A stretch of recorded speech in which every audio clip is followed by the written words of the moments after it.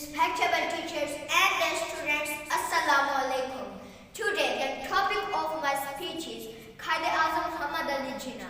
Who was Quaid-e-Azam Muhammad Ali Jinnah? Quaid-e-Azam Muhammad Ali Jinnah is the founder of Pakistan.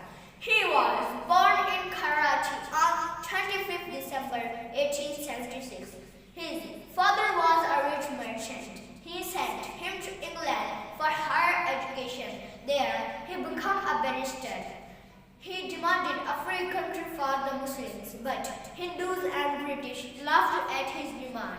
But Muhammad Ali Jinnah did not lose heart and continued his struggle.